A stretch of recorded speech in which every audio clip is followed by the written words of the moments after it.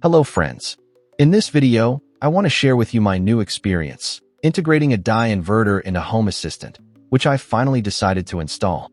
The point is to extend the broad capabilities of Home Assistant to the home backup power system as well, getting not just monitoring, but a full-fledged tool for controlling the backup power system.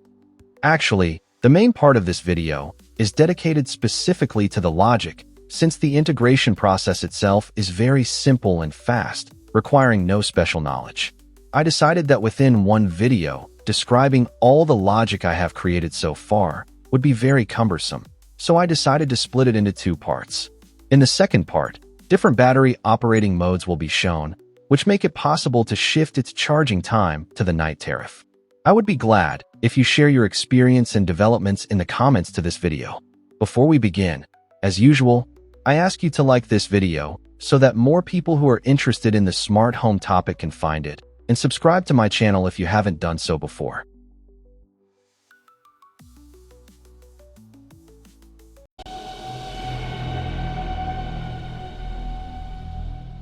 When I finally matured to switching to a centralized backup power system for the entire apartment, it was the smart home system that gave me the most valuable information, real energy consumption statistics that I saw, not only the current power, but also peak values, the average load per day, distribution by phases, and the behavior of the system in different periods of time. And this made it possible to make a decision not by eye, but based on actual data. Initially, I decided to focus on an option whose power would be sufficient to supply all consumers without the need to introduce restrictions or manually disconnect some lines. But the approach can be different. Some people back up only critical loads: lighting, refrigerator, router, boiler. Others, the entire apartment as a whole. This is already a question of budget, priorities, and the desired level of comfort. After I decided on the desired inverter power, the next important stage is choosing a battery. And here it is important to consider not only the capacity in kilowatt hours, but also the maximum discharge current that the battery BMS allows. For example, if the inverter is rated for 8 kilowatts, then with a 48V system, this is already on the order of 160 amps of current.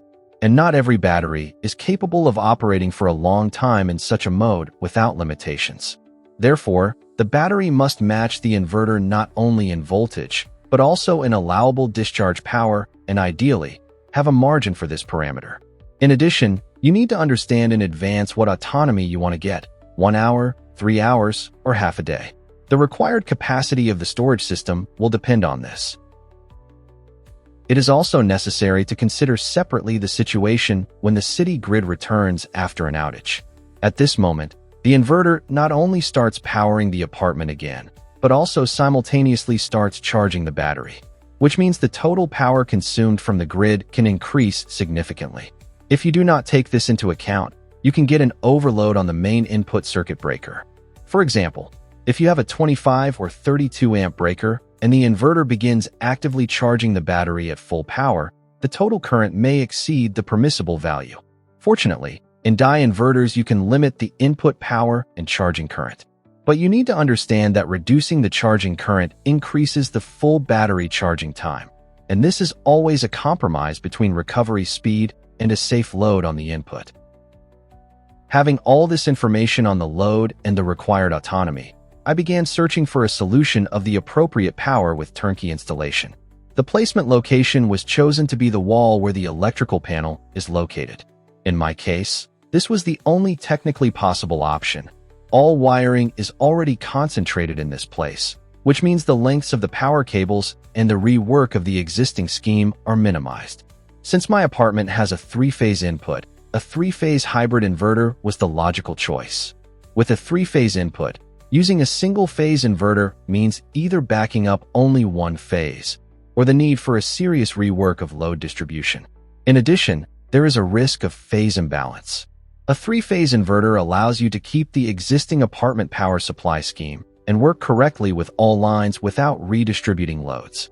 As a result, the following configuration was obtained: a 3-phase hybrid inverter, a corresponding battery, a separate distribution box with breakers for the inverter input and output, as well as a 3-position load switch: inverter, city grid, or off. Such a switch allows you to manually select the power source in case of system maintenance or an unusual situation.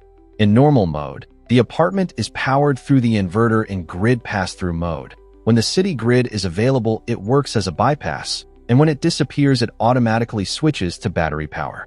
The specific power of the equipment in the context of this video is not critical, since the integration and automation logic remains the same for the entire line of Deye inverters. For initial setup, the inverter must be connected to the official Deye cloud application. This means connecting the device to your Wi-Fi network and registering it in the manufacturer's cloud.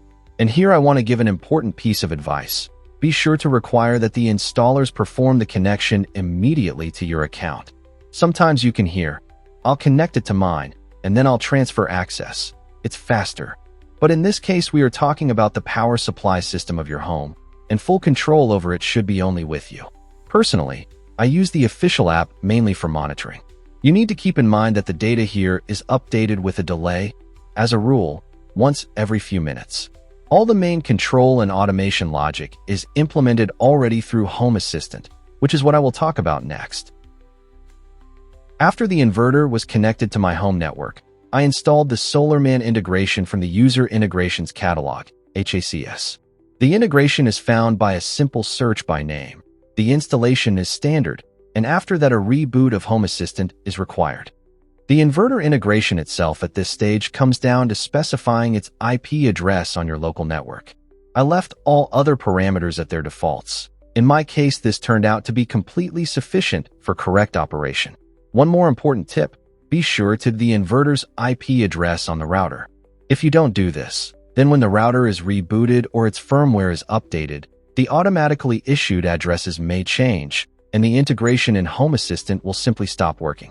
And since the inverter is a key element of the power system, it is better to avoid such situations. The integration receives from the inverter a very large amount of data, in my case, 203 entities. Just to list them would require a separate video. Therefore, the overview part will be as compact as possible, and in detail I will talk about those entities that I use in my scenarios. On the next slides, I have compiled all the entities as compactly as possible. And here is the first part of this list in front of you. Here the main sensors of the system are collected: battery parameters, its charge, current, power, voltage, and temperature, as well as the statuses of the inverter itself and the connection to the grid. These are the data that give a general understanding of the current state, whether the system is operating stably, what mode the battery is in, and what load is currently passing through the inverter. If you scroll further, a detailed picture by phases opens up. We see voltage, current, and power for each line separately, as well as the total home consumption. For a three-phase system, such detail is critically important. It allows you to control load balancing and understand the system's behavior under different consumption scenarios. And it is from this point that the block of parameters begins that relate not only to observation, but also to possible configuration. Next begins an extended block of settings. Here are already the battery operating parameters, voltage thresholds, current limits, its interaction mode with the grid, wake-up parameters, and additional limits. This is fine-tuning of the system behavior. Essentially, the values that in the usual inverter interface are changed rarely and deliberately. Home Assistant allows you to see them in one place and, if necessary, adjust them directly. In the next screen, these are already advanced modes and additional functions. Here are generator parameters, export limits, work with grid limits, smart load functions, and programmable time intervals. This is the level of control that turns the inverter from a device into a full-fledged home energy system. This is exactly where the flexible automation logic is built from, which I will talk about next. And this is my extract, what I actually use every day.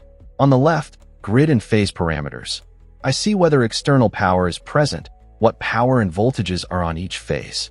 Below, inverter output, how much the load consumes in total and by phases. In the center, the most visual part, the energy flow diagram and key battery parameters.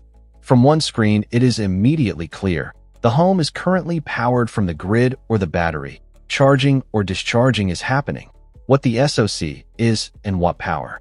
On the right, this is what I added using automations, which I will talk about now.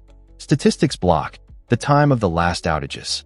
And below is the control of operating modes that I wrote for my inverter. Another important feature of a three-phase hybrid inverter, automatic phase balancing.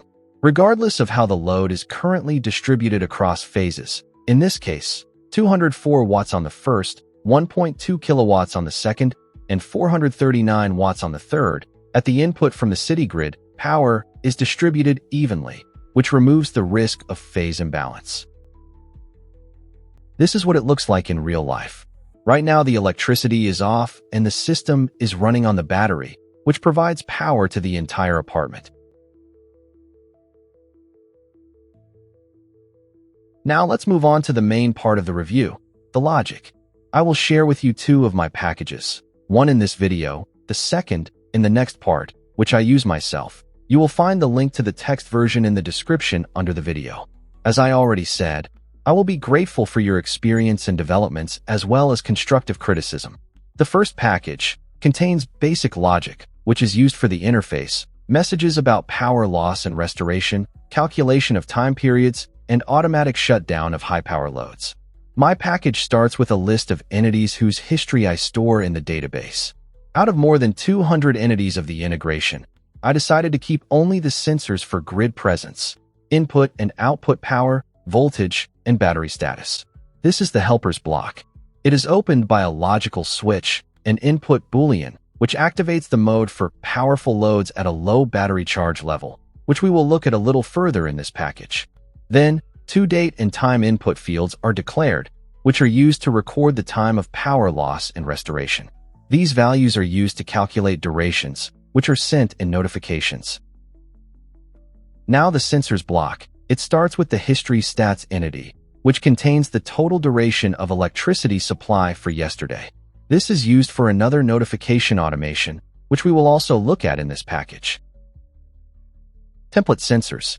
This is a binary sensor that turns on when the battery charge level is below 40%, external power is absent, and the input boolean is enabled for the automatic high-power load shutdown mode, which we reviewed recently. How it is used we will also look at a bit later. These two sensors are needed for the interface, the PowerFlow Card Plus card, which displays the animation of the system operation. They are based on the data of the battery power sensor and its state, discharge or charge. With the discharge status, the power data is assigned to one sensor, charge to the other. This way, you can separate and show these two states in the interface. Now automations. This pair of almost identical automations is for recording the time when electricity turns on and off. The trigger in both is the same binary sensor from the basic set of the inverter integration, which the external power status. It works with a delay of about a minute. The transition of its state from on to off and vice versa is what is tracked here. Since this is my real package, here and in the conditions you can see the server operating mode switch. This is specifically my feature. In most cases where a structure with a single control server is used, this is not needed. Further on, I no longer mention it. And depending on which trigger fired, the automations write to the date and time input fields that we declared at the beginning of the package, the moment of power loss or restoration. The next automation is a notification.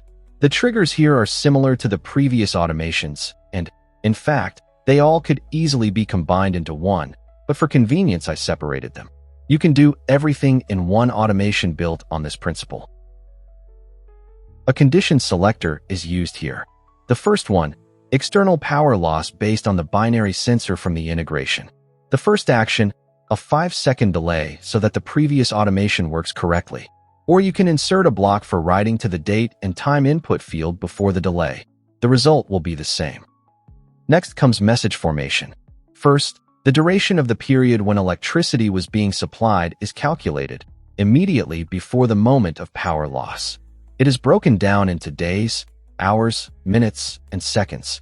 Then a message is formed, which specifies the time of power loss, the duration of the previous period when power was supplied, and the battery charge level at the moment of power loss. The second block is built similarly, which will fire when electricity supply is restored.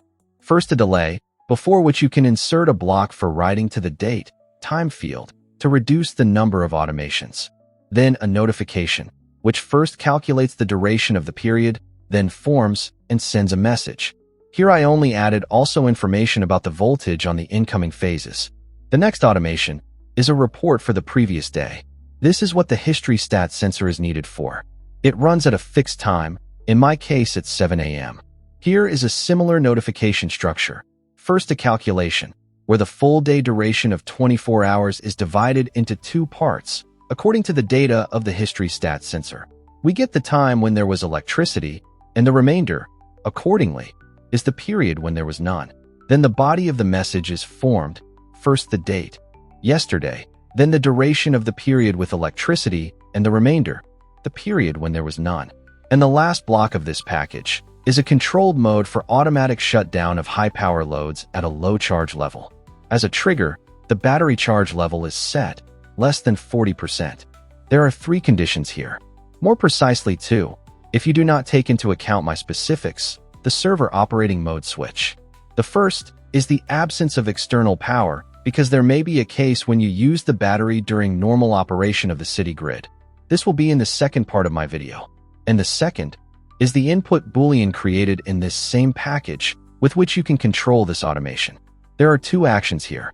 First, a notification in Telegram that the charge level has dropped, the current value, and a warning about turning off high-power loads. Then their actual shutdown. In my case, these are 2 water heaters and an electric heater. By the way, the latter at the time this video was released is no longer used. Next is a control automation, which will trigger when each of the listed loads is turned on. The condition, not counting the server operating mode. Here is 1. The binary sensor that we declared in this package. It will be active when the battery charge level is below 40%, external power is absent, and the high-power load control mode is enabled. The load being turned on is automatically turned off. And the last automation, to resume operation, in this case only the water heaters, since the electric heater is turned on manually. It will trigger 30 seconds after external power is restored. As a condition, here is the same operating mode switch. If it is inactive, it means nothing needs to be done. And if it is active, then for each of the water heaters a check is launched. If the heating mode is enabled, I talked about it in detail in my other lesson. The link is in the description. Then the power to it is also turned on. And instead of a conclusion, I will give a small teaser for the second part, in which I want to talk about the operating modes I created, which I called Normal, Eco, Super Eco, and Night. They make it possible, in addition to guaranteed power supply for the entire apartment, to also get a certain savings by shifting part of the consumed energy to nighttime, when a cheaper electricity tariff applies. The logic has already been tested in operation, and I will be happy to share it with you. That's all. I hope this video was useful and interesting to you. I will wait for your thoughts and suggestions in the comments. If you liked the video, like it and subscribe to my channel so you don't miss new reviews and lessons. In the description under the video you will find all the necessary links to the text file with the package, the mentioned videos, as well as my Telegram channels and social networks, a group for communication about the smart home. Thank you for your attention. See you next time. Peace to everyone.